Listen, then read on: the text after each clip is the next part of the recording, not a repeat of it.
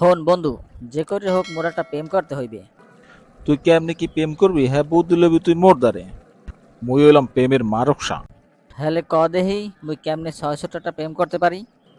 তুই রাস্তায় কোনো একটা মাইয়ার দ্বারা দাঁড়িয়ে কবি, এক্সকিউজ মি আফু, আমের আমার ভীষণ ভালো লাগে খেলাইছে, আমের আমি ভালোবাসি।